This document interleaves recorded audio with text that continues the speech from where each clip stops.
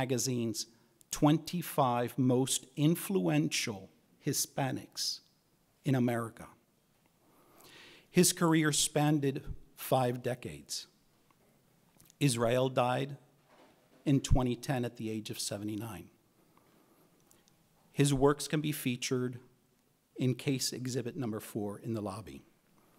His influence in Miami structure, in infrastructure and skyline of today.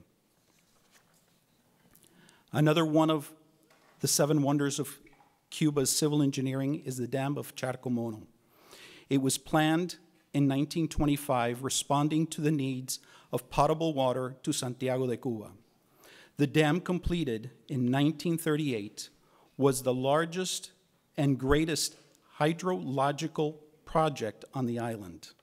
The silhouette of Jericho Moaning structure became the seal of the Colegio de Ingenieros Civiles de Cuba and continues to be the official seal of the organization, which we trademarked in 2009. In the second exhibit, there is an original lapel pin from the Colegio that belonged to my father, Delfín Amolín Spi, one of our founding members. Today, our philanthropic endeavors are many, with the José Avila Scholarship Program.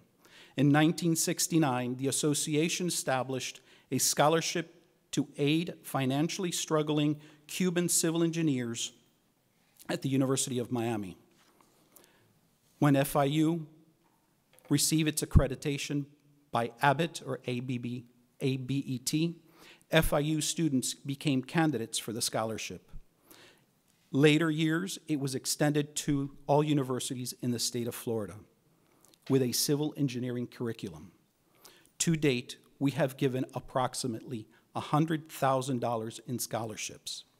All donations have been made possible due to the generosity of our membership and local engineering industry. The scholarship was named after José Avila Espinosa, who was a professor of civil engineering at the University of Havana. He taught structures, concrete, and steel. Dr. Avila Espinosa was a genius, an engineer above engineers, a true humanitarian. In 2006, we sponsored Future City competition at the regional level. The following year, we decided to look towards the future and sponsor a special awards at the Future City competition at nationals. Future City is a competition at the national level, project-based learned experience where middle school students imagine, plan, design, and build a tabletop scaled model made of recycled material of a city of 150 years into the future. Students work as a team with an educator and an engineering mentor. They present their ideas before judges at the regional competition. Regional winners represent their regions at national finals in Washington. The competition fosters students that are in the science, technology, engineering, and math, also known as STEM programs. In 2007, Dr. Juan Belt, an economist who was the director of the infrastructure for the United States Agency for International Development, or USAID, visited Miami and gave a seminar on Cuba's failing infrastructure. This spurred interest amongst both of our organizations to conduct research on conditions and needs of Cuba's infrastructure, making recommendations for short and long-term improvements upon an eventual political transition. The two associations established Cuban Infrastructure Committee for that purpose.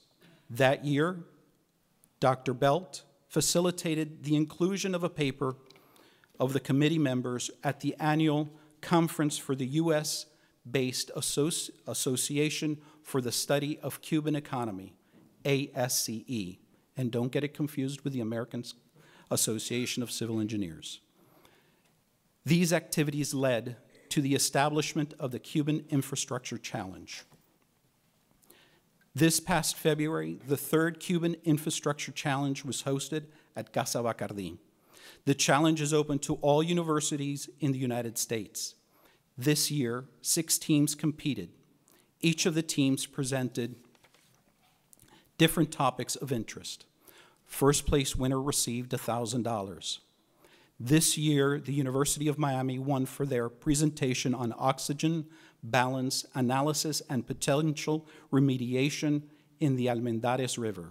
We wish them well in the ASCE competition later this summer. We have partnered with Miami-Dade Public Schools and their STEM program at Coral Park Senior High in 2011. In 2012, the first student chapter of our organization was established at FIU. Throughout the years, our members have integrated with professional societies locally and nationally. We have partnered with them to provide the training requirements for continuing education courses for professional license renewals. In closing, it is our hope that the seeds that we have planted through our accomplishment in the engineering community will bloom in the future, becoming Los Pinos Nuevos. Thank you.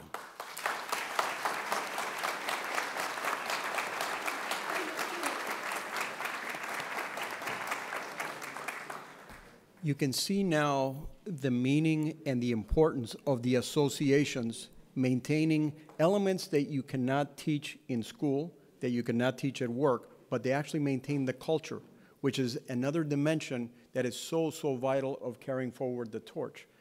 In the associations, we maintain culture, the values, the commitments, the heritage. This is because of those associations. Okay?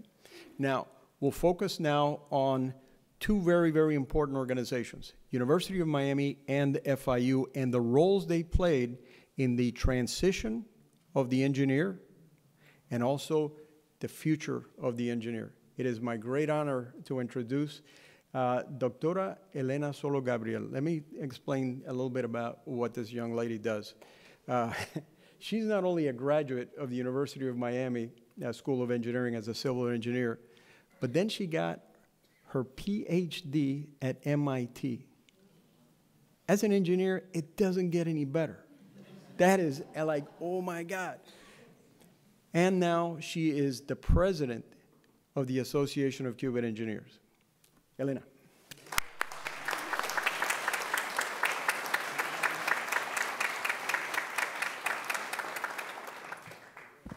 Thank you so much for the kind introduction. I'm tasked to talk about the University of Miami and how it facilitated the success of the Cuban engineer. But before I begin, I'd like to again thank Florida International University School of Engineering, College of Engineering, for their support of this event, and Dean Mimiran for his support.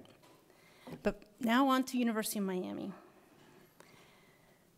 The first thing I'd like to emphasize are the people at the University of Miami, the faculty. In particular, those who served as the nucleus for the incredible efforts that resulted as part of the unification of this faculty at the University of Miami. I would say that Gonzalo Sanchez was the first to transition to the University of Miami.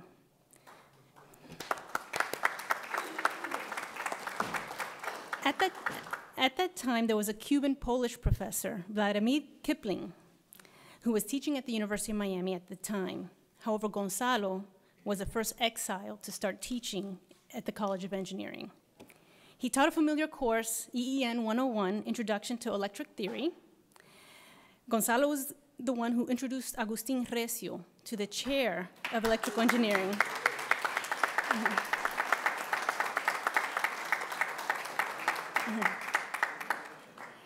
And Gonzalo introduced Agustin as, quote, his teacher in Cuba. Agustin, who was a prior professor at the University of Havana, was then hired full-time at the University of Miami. Additional full-time faculty have included Guillermo Gonzalez and myself, and part-time faculty have included Augusto Condom, Manuel Cerejo, Jose Mitrani, Maria Martinez, Juan Martinez, Pedro Or Martinez, Felipe Prestamo, and Arnold Velasquez, and I just met Rene Leonard, who is also faculty here. I know I didn't get everyone, but those are the ones I know of. There are many other non-Cuban faculty who have played key roles and have supported Cuban-American engineers, including Dr. Murray Mentel. To me, the unification of Gonzalo Sanchez and Agustin Recio in about 1960, which was initiated at the University of Miami, represents the nucleus of the transition efforts that focused on helping Cuban engineers who emigrated to the United States. Agustin also initiated a University of Miami student group called the Federation of Cuban Students. He acknowledges that upon formation, the group was paramilitary, with aspirations of promoting a return to Cuba. They were serious, very much so. However, with the failed Bay of Pigs invasion of 1961, the student group transitioned to focus on efforts here in the United States. Today, under the advisorship of Gladys Gomez Rossi, who's here with us and helped organize this event, the organization thrives as one of the most active student organizations on campus promoting Cuban culture. In addition to these UM-focused efforts, the Cuban engineers in the community unified to form a Colegio de Ingenieros Cubanos en el Exilio, which is now referred to as the Association of Cuban Engineers, or ACE. The nucleus of the ACE organization consisted of Gonzalo Sanchez, Agustin Recio, plus additional founding fathers that have included Jose Amézaga, Romulo Diaz, Emilio Hospital, Pedro O. Martinez, Armando Salcedo, Rodolfo Sanchez, and Ernesto Triay. Additional key players in the organization early on included Antonio Choi, Luis Figueredo, Frank Labarta, and Arnold Velasquez. This organization, along with the leveraging from Agustin Recio's influence at the University of Miami, resulted in an incredible effort that helped many Cuban engineers transition professionally to work here in the United States. And their efforts can be summarized in two main categories. So there's two main contributions that these groups have provided. The first is the certification of degrees. So number one, certification of degrees.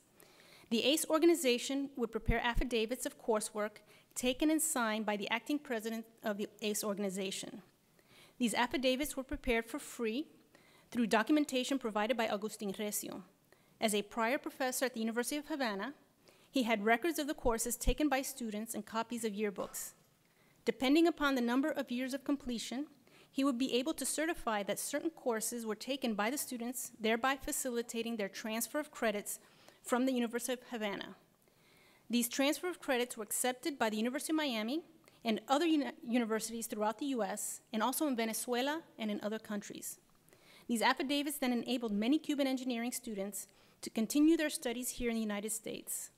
This made incredible impacts on the lives of those engineers by facilitating the completion of their degree. And my father, Emilio Solo, another very well-recognized engineer here, he was a beneficiary. He was a beneficiary because he was in that transition. He started at University of Havana and came to the University of Miami and had not completed his degree at University of Havana. So made an incredible influence on his life and also on mine. The second area that the group contributed to is preparations for professional examinations. So one was certification of degrees. Number two was in preparing engineers to get their licensure. We know that professional examinations are required to practice in many branches of engineering. Here, Agustin Recio served as the link to courses that would prepare engineers to take the EI, Engineering Intern, and the PE, Professional Engineers Exam. Agustin served as the director of this program at the University of Miami for a time which helped all engineers obtain licensure. Also, with respect to examinations, ACE lobbied the Florida Board of Professional Engineers to provide the exams in Spanish. These lobbying efforts were facilitated by Pedro Or Martinez, who is Pete's father and also Buck Martinez's father, who was elected to the board.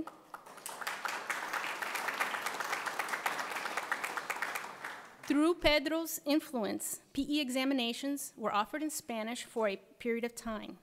I have also heard that Pedro helped other Hispanic engineering organizations. in particular the Nicaraguan engineering associations, to facilitate the professional examination process. So not only did the efforts of ACE extend to the Cuban community, it extended to the entire Hispanic community here in the United States. So in summary, I'd like to thank Agustin Recio for his unwavering support of ACE, Cuban engineers, and the students as a whole here at the University of Miami.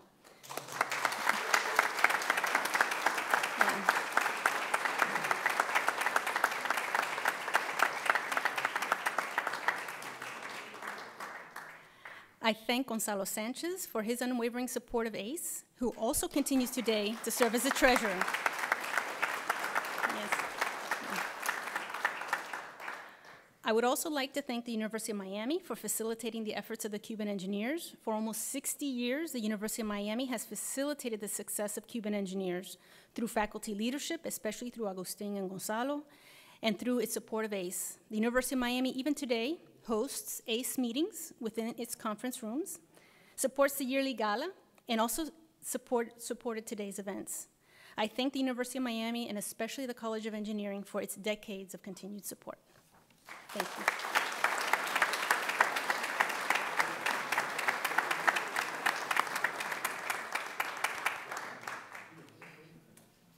Now you understand all the work that went behind the scenes.